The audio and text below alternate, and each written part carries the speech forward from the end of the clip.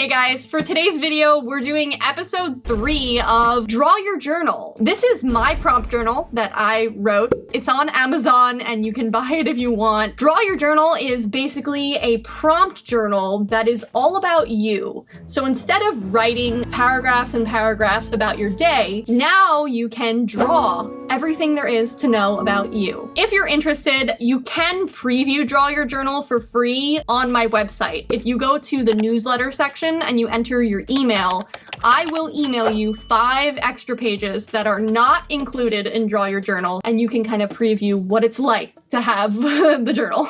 And don't worry about spam emails. I am the only person that can send you an email, and I never write emails. So you will literally just receive an automated email with the 5 extra pages, and you'll probably never hear from me again. Let's get started on the pages.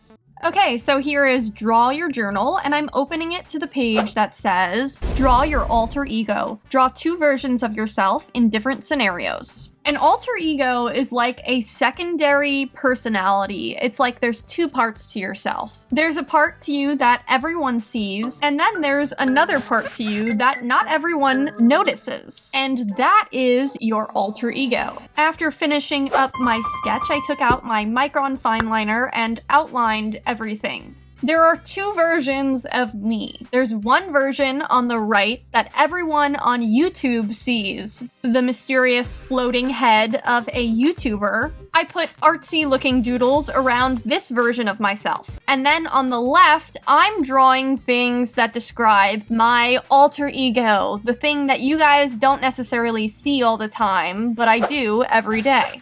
Taking out my Caliart Art Markers, the alcohol markers I got on Amazon. We've now added another mysterious thing. I don't know why there is an orange Crayola marker with a Posca paint pen.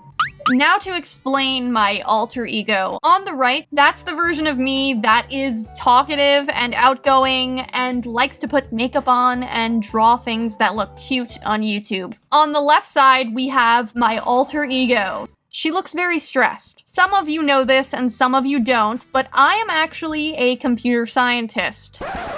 What? I know it's shocking. No one ever believes me when I say this, but yes, I work as a computer scientist full-time, Monday through Friday. It's my job. People ask me, why did I become a computer scientist? And the reason is I really liked math in school. I was very good at it. I was very ahead in my math classes, and I naturally kind of liked computer science. I was trying to draw this computer science alter ego as having no makeup, because I generally work with no makeup, but it did end up looking quite sad and tired. I'm fine. Taking out my 132 pack of Prismacolor colored pencils, and we are going to be doing my absolute favorite part of any piece, the shading. I really like the shading process just because it adds a lot of detail to it. I feel like everything comes together at the last possible second. I've presented to you my alter ego being the computer scientist, but I think it's interesting because if I asked people that I work with which one was my alter ego, they would definitely say YouTube, because they don't even know that I have a YouTube channel. For me, I think of myself mainly as someone that likes to talk and is artistic, so I think I would identify more with the YouTube personality than with the computer science personality. But it is interesting that depending on who you ask, your alter ego might be different to them. Anyway, here's the results for my alter ego page. On the left, we have me as a computer scientist looking very tired, and on the right, we have me on YouTube as an artist. Moving on to the next page, we're doing the page that says, Draw Your Spirit Animal. Draw an animal that represents your personality. For this page, I decided to be objective and take a personality test. You can be a lion, an otter, a golden retriever, or a beaver. You add up your numbers, and the highest number is what you are. So I took this test, I added them all up, and I got a tie between a beaver and an otter. This is actually very interesting because I actually got both parts of my alter ego in this personality quiz results. The quiz describes a beaver personality as someone that's very practical and logical, and it gives 2 careers for the beaver. One is an accountant and one is an engineer, which could be a computer scientist. The quiz describes an otter as someone that's very friendly, very outgoing, talkative, and artistic. So it's interesting that I tied for the beaver and the otter. It's like I tied for being a computer scientist and a YouTuber. But which one is my real alter ego? Maybe we're not meant to know. Maybe we'll never know. Erasing my pencil markings, and let's talk about alcohol markers. I knew they were too good to be true. Yes, alcohol markers. I watched on Friday Mariah Elizabeth's latest video, Create This Book number 12, and in that video, Mariah mentions that alcohol markers just fade away into the relentless march of time. Now, this is something I have never heard of before just because I know barely anything about art supplies, if we're being honest here. When it comes to buying art supplies, I usually just buy something that's cheaper because I'm worried to buy something too expensive when I don't know much about it. Now, I did some research, and people have different results with using closed books versus having it in sunlight, different supplies, but the truth is, it does fade away. Let me get this straight. I've been creating art with alcohol markers, and it fades away? Excuse me? I felt like I was completely blindsided, just slammed by a bus with this tidbit of information. And I mean, I'm not completely dense. I do realize that museums have teams with restoration people that make sure art doesn't fade away completely. But I thought that was more on like a hundreds of years kind of scale. Not in my lifetime. Not in the next decade. Some alcohol markers, the blue colors, will fade away in a year's time. 1 year. According to my research, other colors will fade away a little bit slower, but generally within 10, 15, 20 years, your artwork will completely disappear. Is that not insane?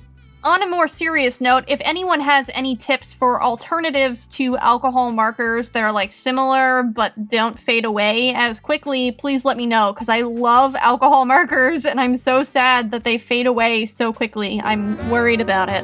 But maybe I don't have to be. Has anyone had a positive experience? I don't know. Taking out my white gel pen and adding some highlights to the otter and the beaver's eyes, as well as the water. I wanted to make it look nice and sparkly. I put that in the book, and this is what the final page turned out looking like. I am very happy with the results of this one. I like how much fun I had with it. I added a lot of colors to the water and a lot of details to the grass. I just think this one came out really cute, and it reminds me of an illustration in a children's book. Before we move on to the next prompt, I just wanted to say thank you so much to everyone that has purchased Draw Your Journal, and those of you who have been sending me pictures of your pages. They look so cool, especially Squirtle right there. Aww. Up next, we're turning to the prompt that says, draw your mood tracker. This one might take a little bit of explanation. So a mood tracker is something that people typically use in bullet journals. They're used to track your mood over a period of time. Hence why they're called mood trackers. So for example, you could draw a gumball machine, and inside the gumball machine, there's all different gumballs. On each day of the month, you would color the gumball the color that you are feeling. So in my case, I have made a string of stars, and each star is represented by a day in September. September has 30 days. Taking out some colored pencils, these are blue with one yellow. I'm using that very pale yellow color to outline everything and make it look like it's glowing against a blue sky. I shaded the sky very lightly at first before going back in and darkening things up. I then moved on to mood colors, pink for productive, red for happy, yellow for tired, and orange for sad. So I just colored in the stars with the corresponding color for how I was feeling each day. That broke. On days where there were mixed emotions, I put 2 colors, and I only went up to September 17th because the month is not over yet. But I will make sure to color in the rest of the stars as the month progresses. I like this page. I'm actually bummed it's over because there's like an infinite amount of ways you can creatively track your mood. It's crazy. And here are all 3 of the pages that I did for episode 3 of Draw Your Journal. I do have 2 other episodes that I will link if you'd like to watch those. Otherwise, I'll see you guys next week for another video. Bye!